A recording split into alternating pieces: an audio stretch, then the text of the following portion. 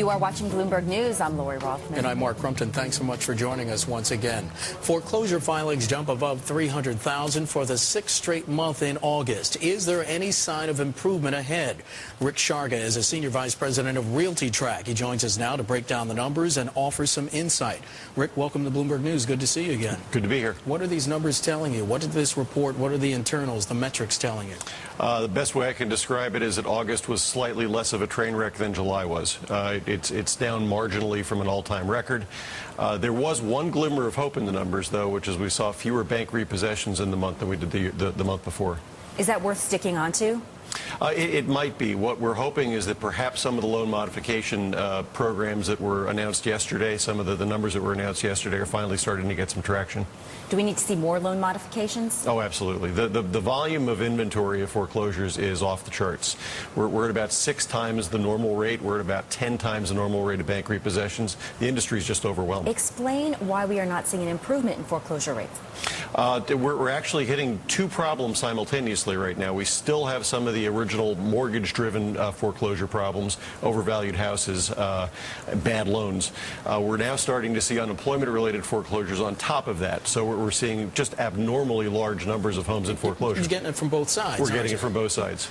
We just interviewed Torsten Slok of Deutsche Bank, and we were talking about housing. And one of the things I mentioned was this tightening of the credit, that the credit markets are still frozen. How is that impacting? Is that something that you saw in your data? It's having a tremendous effect. What we normally see is more of these properties on the market, more of them being scooped up by eager buyers. There's a lot of people that would like to buy these properties because they represent such a great discount, but nobody can get loans.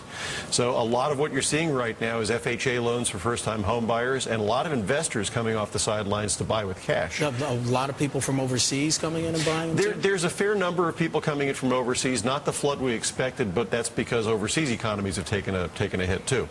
And interest rates might be going up here. Inflation seems to be bandied about a little more these days than previously. Torsten Slok was also commenting that could be a problem. At some point, interest rates have to go up. The economists, by and large, are talking about later next year. Yeah, so I think we have a long ways to go before interest rates going up have an effect. I think shorter term, we have an issue with whether or not the home buyer's tax credit gets extended, because that's driving a lot of activity from first-time home buyers. When we talk about foreclosures, we should point out that in your report, your data also shows 6 states, just 6, are accounting for more than 60% of the national total. Which states are we talking about? Well, we're talking about some of the usual suspects, places like California, Arizona, Nevada, and Florida. You're also looking at Illinois, which jumped into the records because of unemployment issues. And then the numbers, we're looking at the numbers on, on the screen. California in August, 92. Wow. 92,000 households received a foreclosure notice in California just in the month. And that was down, by the way. So the numbers are mind-boggling. And we get a little jaded by how high they are and how long they've been as high as they are. Right. I actually had somebody ask me yesterday if this was the beginning of a positive trend, because only 358,000 households got a foreclosure notice. No. Is California the benchmark for the country? As California goes, so goes the rest of the nation? Well, in a lot of ways, yes, but California and Nevada and Arizona had a lot of the same problems. Way overvalued housing with really, really bad loans. And that's driven unemployment problems in some of those states, and that's really going to keep the foreclosure numbers high through at least the 3rd quarter next year. Explain why we're not seeing an improvement with these rising foreclosures keeping home prices down. Why isn't that buoying the market?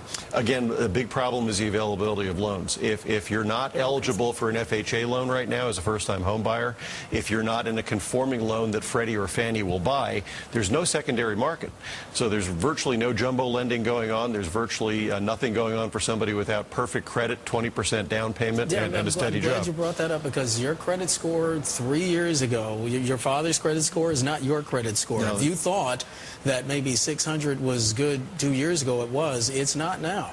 Well, the other issue going on is, and you make a very good point, is somebody who had a 700 credit score a few months ago and has done nothing differently may only have a 630 today, because the lenders are trying to manage their books by reducing liabilities on open credit lines. And we've been hearing, people saying that they get penalized because in this economic climate, they don't want to use their credit cards. They don't want to go further into debt. So if you don't use your credit card, you may get penalized by the company, by a credit company that way because they want you to use it. Yeah, they're trying to minimize their exposure, and Sure. a lot of these banks are still capital challenged, still have some liquidity issues, and the extent to which they can mitigate risk. They're not worried about you being an individual a credit purchaser or home buyer. In a couple of seconds, Rick, do you think Washington is too focused on health care reform right now?